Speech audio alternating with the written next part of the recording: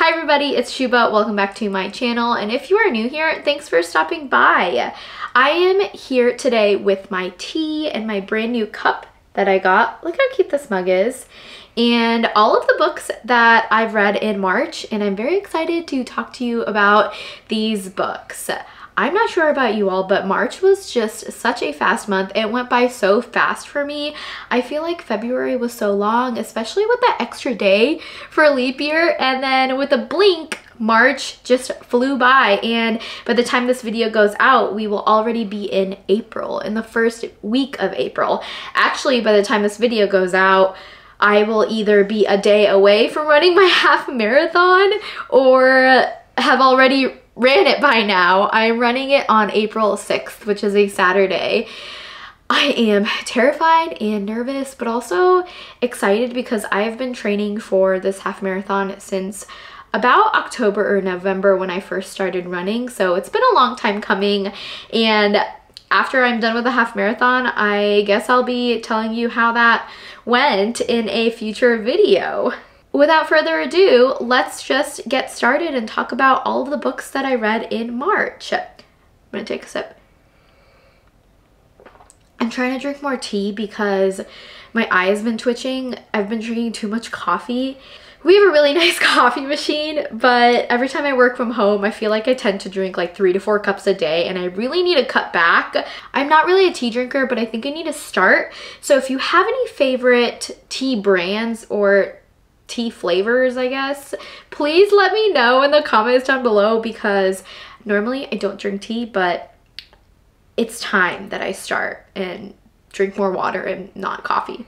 I want to go over some stats from the month of March. I started using this cute little notebook from Notebook Therapy. I will link down below in the description this notebook. It's just very cute. The spine is beautiful. It has flowers and it's gold foiled.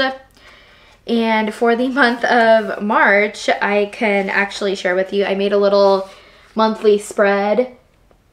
Just March in colored pencils, and then the dates, and then some of the books that I plan on reading, and some of the video ideas that I had. I thought that was just really fun and something that I want to keep doing moving forward. So I think this weekend I'll work on my little April page. But for March, quick summary, I read 13 total books, which is over 3,500 pages. I read quite a lot. My average rating is 4.0. So a lot of very good books that I read. In terms of the top genres, I read mostly contemporary fiction, thrillers, romance, and then literary fiction. I read 2 5-star books, and I'm very excited to share these books with you. With that, we can get started. And normally when I go through and talk about the books that I've read, I will go in chronological order based on what book I read at the very beginning of the March to what I most recently just finished. But I want to try something new and go in order of my ratings and what I liked the most to what I liked the least. So I'm changing it up just slightly, just a little bit. The first book that I read is Out on a Limb by Hannah Bonam-Young.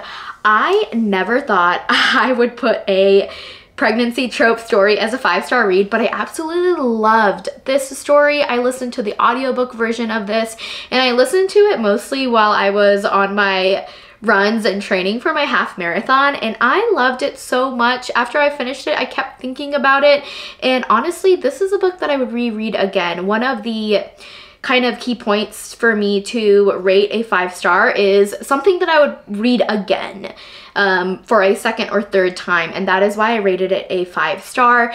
This is an accidental pregnancy trope story about Winnie and Bo. They both have a one-night stand, and it is a great one-night stand, by the way, for them. And then, of course, Winnie accidentally gets pregnant. They both decide that they're going to keep the baby, and what's so refreshing about this story is that there is no fuss, there is no real drama, there's no fighting and arguing. This is just about 2 adults who decide to co-parent and decide to be friends for the baby and grow a baby together and take care of a baby together. And I just thought that was So beautiful and refreshing. Normally there's a lot of drama, there's a lot of nuance, and it's not as realistic, but what I really appreciate about this story is how real it can be and how just sweet the story is. Does that make sense? I adored our main characters, especially Bo. He is just a golden retriever that you can just love and you just want to hug and squeeze. He's just so sweet. His characteristics are just so caring and compassionate. He's also very goofy comedian, might I say, or dad jokes. Do you get it? Because he's gonna be a dad. On top of it all, the romance is so sweet. Winnie and Bo go from not even really knowing each other to deciding to co-parent, deciding to be friends, and then there's some romance that does spark. What I also really appreciated about the story, by the end of it, there is no third act of fighting or third act of breaking up. This is just genuinely a beautifully and well-written story. Chef's kiss. I, like I said, would reread this story again. It was so sweet, and I know that this is a pregnancy trope story, but I still really recommend it, even if not for somebody who likes pregnancy tropes. Just if you want a lovely story that you can just smile at the end. That's just how you will leave reading Out on a Limb by Hannah Bonam-Young. The second book that I gave a 5-star read was A Man Called Ove. I recently just finished this story. This is by Fredrik Backman. I actually added A Man Called Ove to my April TBR list, and I just recently posted my April TBR jar prompts video, which I'll link in the description down below. But I had some time to kill and I decided to start early. Why not? So A Man Called Ove, it is a Swedish novel, and it is so sweet. Cannot agree more. This is also a movie, I believe, with Tom Hanks in it, but it takes place in the US, not in Sweden. So this story is called A Man Called Ove. I said Ove, I keep saying Ove, but I know in my head that it's Ove. It is Ove, A Man Called Ove. I like Ove better though, it just sounds more grumpy, but his name is, I will say it one more time, Ove. A Man Called Ove is about a grumpy old man named Ove, and he just is somebody who likes structure. He is somebody who just has a plan, a schedule, a time and place for everything and anything. He believes that in no bullshit, essentially. And one day he has new neighbors that arrive and basically destroy his mailbox, and thus starts a bunch of different interactions with children, with a pregnant woman who is this neighbor and her husband, and even meeting and taking care of a cat. This story is so sweet, and it is a story about love, loss, redemption, and friendship, and stray cats. It is an ode to living in the aftermath of death, and a reminder that sometimes a friend is all you really need, and you don't always have to be lonely and alone. This story was so sweet. I went from really just being like, Ove is the grumpiest old man to Ove is the sweetest and cuddliest man. I want to give him a hug. My favorite quote from this book is, "You're the strangest superhero I've ever heard of." And it's talking about Ove. Such a good, heartfelt story. And I actually have never really read any of Fredrik Backman's stories. I tried reading Anxious People a few years ago and I couldn't get into his writing style, but I'm hoping to pick up more of Fredrik's books. I feel like I've grown a little bit with my reading journey and I might like his other stories. I know Beartown is on my list now, so I will be reading that, and I'll have to try Anxious People. But 5 out of 5, I really love this story. I listened to the audiobook while I was reading the physical version. Beautiful. That's how I learned that Ove is actually Ove and not Ove. Highly recommend. I will be watching the movie sometime in April as well. This next book is one of the most difficult books that I have read in April and honestly this year, and it is Chain Gang All-Stars by Kwame, Adjei-Brenyah. This is a dystopian science-y society story that takes place in a world with US prison systems that are more like Gladiators and Hunger Games. So if you like the movie Gladiator and you like Hunger Games, this is a story that you might pick up, but it is almost too real, which is what is the scary part of it. There are trigger warnings in this story, so please read about those warnings before you pick up this story. When I say that this book is scary, I say that it is scary and too real because a lot of what happens in this story is based off of our US prison system, and these type of gladiator-esque games, and Chain Gang All-Stars is what they call it, these games could in the near future or far out future could actually happen, and what they do in these prison systems and how they are treated and act on is terrifying and very scary real. In this story, the prison system that we have evolves into where incarcerated individuals can sign up and participate in what we call Chain Gang All-Stars, the name of this story. And if they survive, the top result or wish, their gift they get granted is freedom. So essentially, they're fighting and killing other people who are incarcerated to be free. And we follow along two of our main characters. Their names are Loretta Thurwar and Hamara Hurricane Stacks, and we follow along with those point of views as well as other different point of views such as news reporters and just TV viewers who are big fans of the Chain Gang All-Stars and just other citizens around this community and time. And that's what's really fascinating about it, because we follow along the incarcerated prisoners and their stories, but also a lot of different point of views that help you really understand what is going on about and learn more about mass incarceration, learn more about the prison systems, and just how brutal society can be and truly is. This reminds me a lot of Handmaid's Tale a little bit too, in the fact that it's very unhinged. The author, Kwame, Adjei-Brenyah, writes this story based on Americans' culture, but also about just how all the laws and rules that we have set in place right now and how they can be changed in the future to create something as brutal as this. I gave this a 4.5 out of 5 stars just because it is such a heavy story, and I'm honestly not sure if I could read this book again. It is very dark but very meaningful, and I highly recommend this story, but just know what you are getting yourself into is a lot of heavy stuff. This next book is None of This Is True by Jewell, and this is the story that I've been wanting to read for a very long time, and there has been so much talk about this story in the past year or so. It came out last year, so a lot of people have hyped this story up, and I can say that I very much enjoyed this story. None of This Is True is about a podcaster. Her name is Alex, and she ends up meeting this average chickadee named Josie at a bar. They're both celebrating their birthdays, and little do they know, they were both born at the same hospital on the same day as well. Crazy, right? So Alex thinks that this is just a coincidence, but then Josie, she's very much like, this is too good to be true, like, this is fate, we need to be friends, let's hang out. So they hang out for a little bit, and they decide to create a podcast about Josie's life, because Josie comes to Alex and says, hey, I have this crazy story that I have to tell you.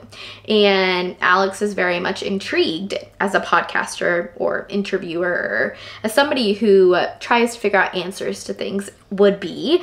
And she starts learning about Josie's life, and things get wild, let me tell you. There are so many plot twists in this story, and this is a psychological thriller that I could not put down. I read this in one day. I kid you not. I read this in a day. This book and the next book, I have a video where I talk about the reviews and going in more depth, and I will link it down below, but this is all I'm gonna say. I loved it. It's full of lies and secrets, and it was such a thriller to read and so much fun. I definitely recommend this to anybody who loves psychological thrillers or just wants a fun book to get out of your reading slump and you like this kind of stuff. The ending was crazy. I had no idea, and it was very fun. So definitely recommend. The next book that I read is Kill for Me, Kill for You by Steve Cavanagh. I gave this book a 4.5 out of 5 stars. This was March's selection for book of the month, and I really liked this story. I thought that this story and plot situation was different and unlike anything that I have really read before, which is why I gave this such a high review, and I also just thoroughly enjoyed this story as well. This story is based off of the movie Strangers on a Train, which I have never read before. It's actually not a book, it's a movie. I've never watched the movie before, but I really want to after reading this story. We follow multiple POVs in the story, and I think that's what makes it a lot more exciting and interesting because you don't know who you can trust within this story. The first storyline that we follow with Kill for Me, Kill for You is about 2 girls, and they end up meeting by happenstance, and they come up with this silly idea, which ends up not being so silly, that is basically kill for me, kill for you. If you kill somebody that I want dead, then I'll kill somebody that you want dead, right? So that's our first plot point. And then the second storyline that we kind of follow as well is about a girl named Ruth, and she is a part of this home invasion, and she gets attacked in her own home, and she wakes up in the hospital unsure of what happened a few days ago, and she is just terrified for her life. So that is the other storyline. And what's fascinating is that we follow these 2 storylines as they kind of build together, and by the end of it you learn how they're intertwined and connected, which is very much the thrill of it. What I really like about this story is that we do have this multi-POV situation, and we learn through the eyes of Ruth and then Amanda and Wendy, but we also get the point of view of the detective who is investigating the murders that do occur, and then the home invasion as well. Crazy. So it's kind of cool to see the detective's perspective as he's trying to figure out and uncover this mystery, while we're also getting the perspectives of Ruth and then Amanda and Wendy. Such a fun book. Like I said, video is down below. I'll link it if you want more of my thoughts. Really enjoyed this story. I thought it was very different than what I normally read in a thriller, and I really liked it. The next book is Butcher and Blackbird by Brynne Weaver, and I liked this story a lot. I gave it a 4 out of 5 stars. This is also a book that I really never thought that I would pick up, or something that I've never read before either. This is very much like Dexter vibes because it is about 2 serial killers who kill serial killers, and they end up meeting each other, and then they decide on this friendly competition to meet up each year to kill a certain serial killer. Fun, right? It was very fun. I really liked this friendship to romance-esque story, and I thought it was very quirky and different and such a fast-paced book. I read this very quickly. I also really appreciate that there is a Spotify playlist that you can follow along to while you're reading this story. And Brynne Weaver, she does a good job of, I'm trying to find it. She has a list of content and trigger warnings right here, but the thing is, it's like 2 pages long. So if you're wanting to read this book, it is very gruesome, I would say. It is a rom-com, but a gruesome rom-com. And if you're not afraid of gore, then I think you should read this story because she gets into quite a little bit of detail when it comes to, for example,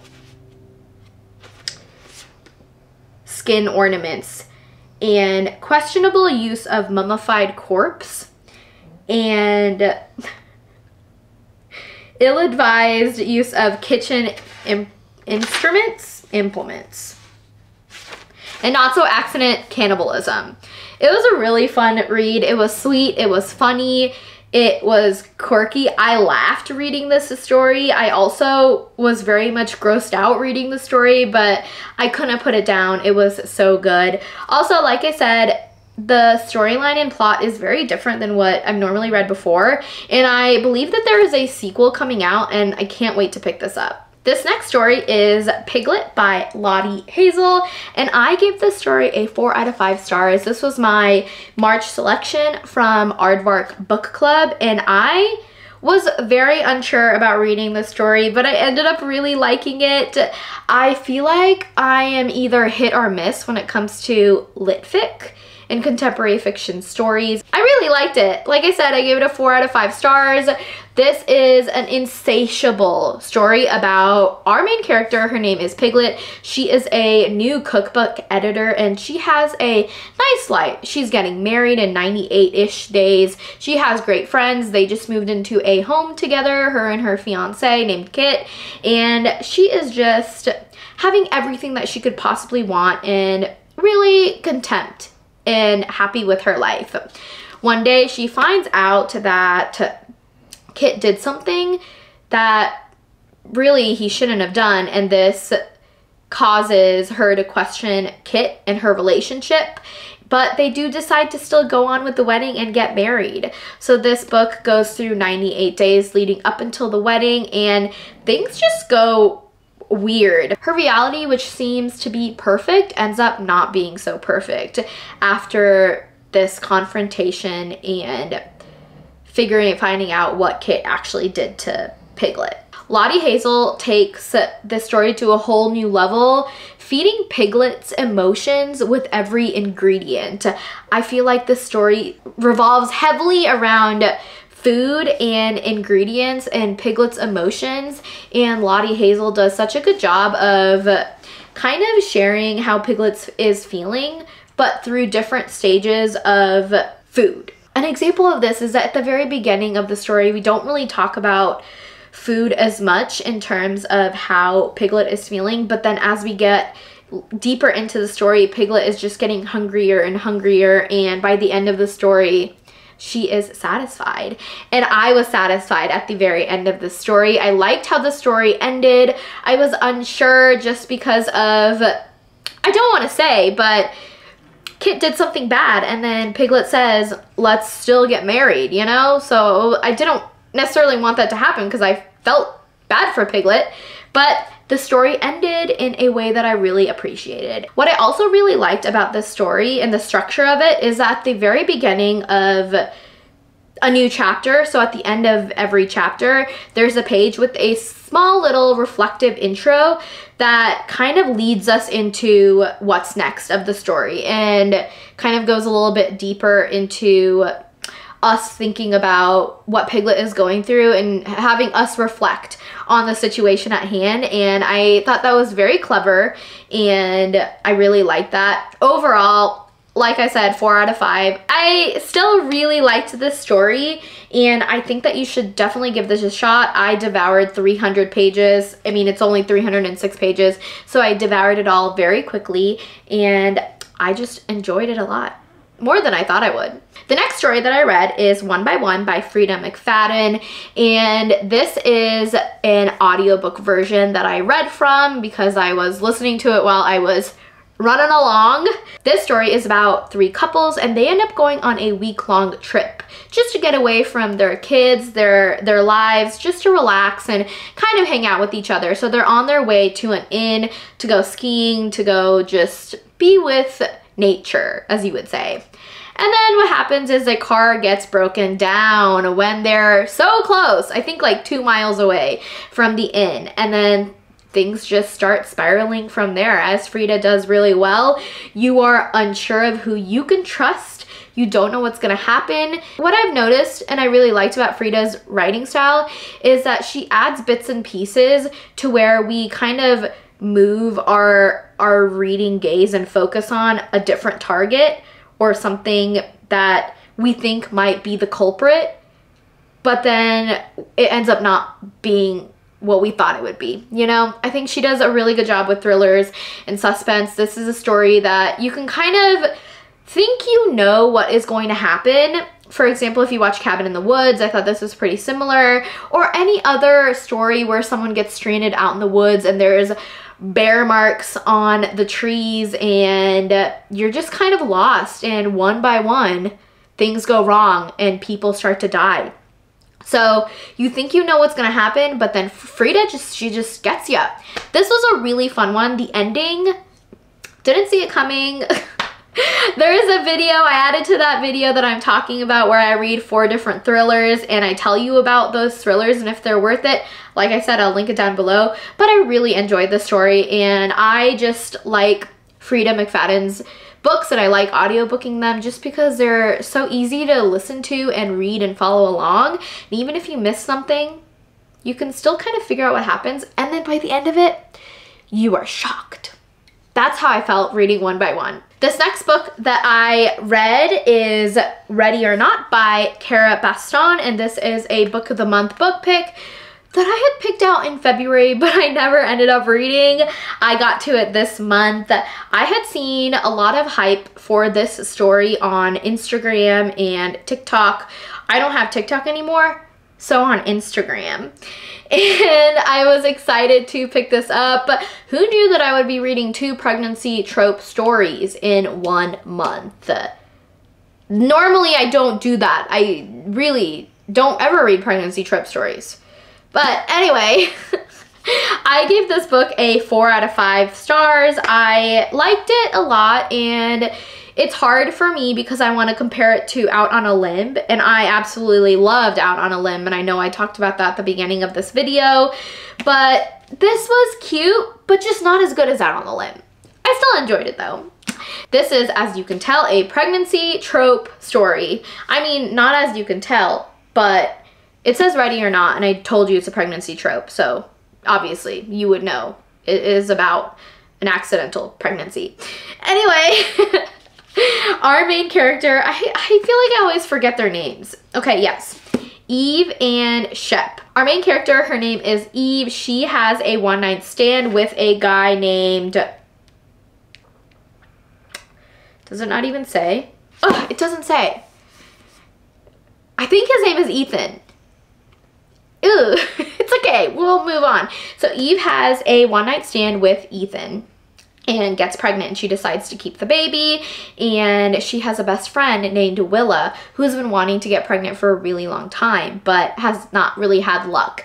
So Eve really has no one to turn to and find help while she is going through these different trimesters in this brand new stage in her life.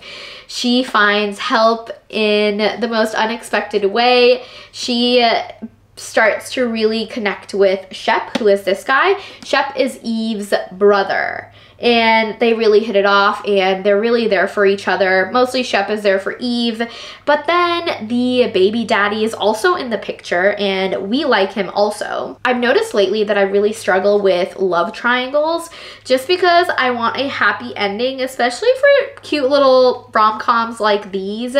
I don't like the idea of somebody having to choose between one or the other, especially when you like all of the characters. Like, I like Ethan a lot, and I also really like Shep. Shep is the sweetest. Shep reminds me a lot of Beau from Out on a Limb. See, I'm comparing these 2 books when they shouldn't really be compared, but you can compare them because they have similar tropes. Anyway, I still really enjoyed the story because the ending was very cute. It was romantic. It was serious. We go from friendships to lovers, and it was just a nice palate cleanser and a book to read if you just want to feel good. So I did enjoy the story, not as much as Out on the Limb, but still I thought this was cute. I read it and I liked it. We have a few more books left, but this next story is Cleopatra and Frankenstein by Coco Mellors. Kind of matches my vibes right now. Here. This is a book that I've always had on my radar for such a long time, and I had very high expectations for this story, and I'm not saying that I didn't like it, but I didn't like it as much as I thought I would. And I thought I would really like it a lot. I think I was just sad for the characters. Maybe that's why. So this story is about Cleo and Frank, Cleopatra and Frankenstein, but that's their little nicknames to each other. Their names are Cleo and Frank. Cleo is, I believe, in her late 20s, and Frank is 20 years older than Cleo. So he's pretty up there, and they end up meeting in New York City by happenstance, and they hit it off. They end up basically a shotgun wedding, not because she's pregnant, but because her green card is expiring. But don't get me wrong, they do love each other. Fast love, quick love, love is love. Anyway, this story is just about their lives and also their friends as well. And we learn a lot about their friendships and how their lives affect their friendships. At the beginning of the story, I really enjoyed Cleo and Frank, and I liked both of them a lot. I thought their characters both together were just so spunky and fun and quirky and different. I think that their banter was really cute as well. But then as I kept reading this story, I just started to like them less and less, both together but also separately. I'm not sure. Is that how you felt? Even though I didn't like these two characters together, I was still really rooting for Cleo and Frank, and by the end of it, I still wanted them to be together even though I didn't like them very much at all. Is that how you felt too? I'm not sure. I'm so conflicted with the story. Please let me know in the comments if you read the story and your thoughts.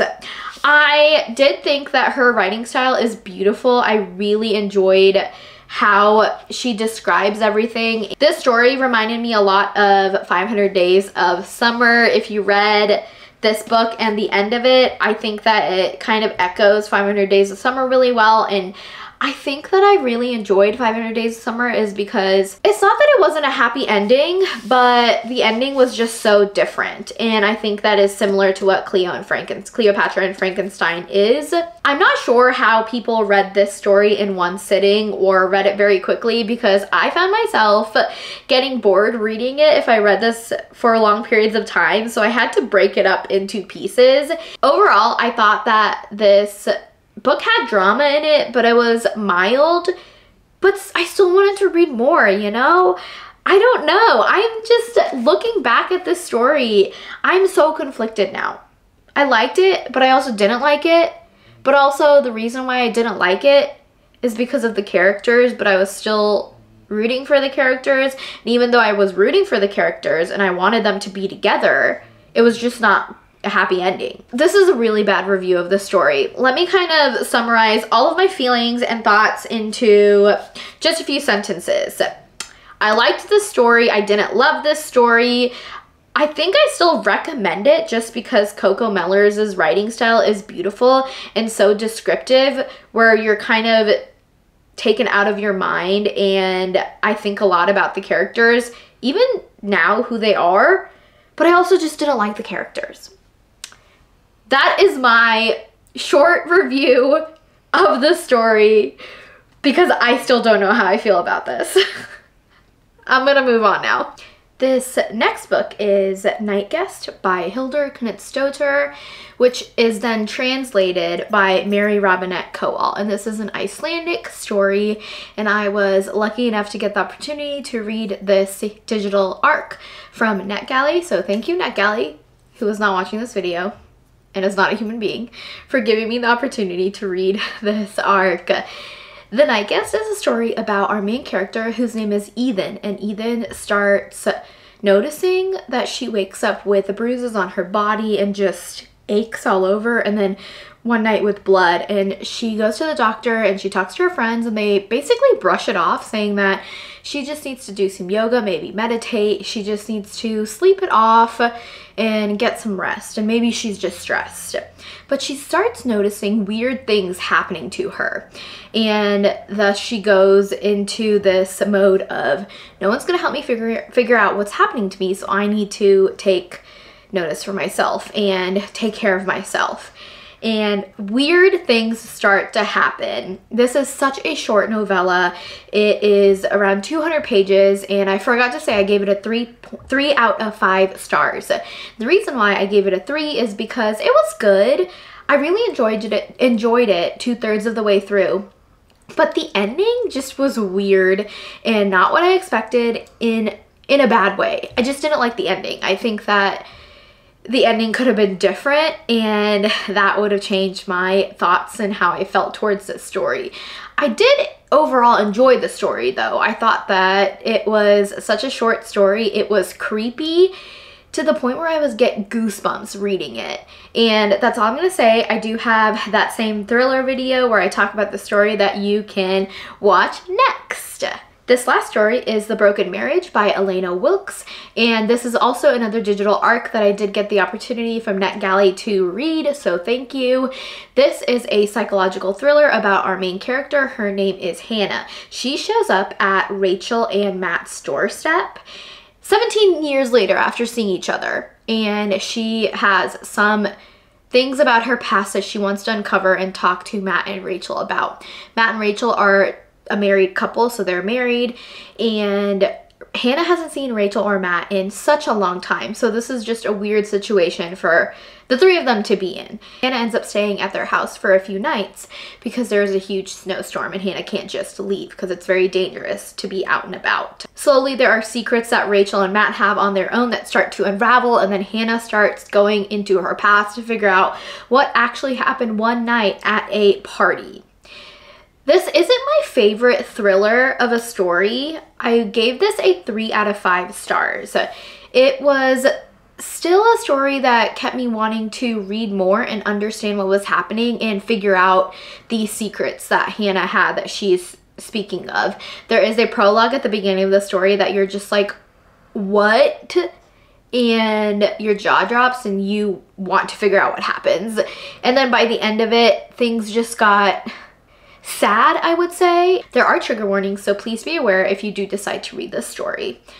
I enjoyed it. I don't think I'm going to read it again. It was short, but I'm still glad that I got the opportunity to read it before it comes out and is published. If you are interested to learn more about my thoughts on The Broken Marriage, I do have a vlog that I recently published about me reading this story, and I will link it down below and up top so you can watch. All right, those are all of the books that I read in the month of March. Overall, such a good reading month. I read a lot of good books and books that even I would read again or listen to again. So it was great.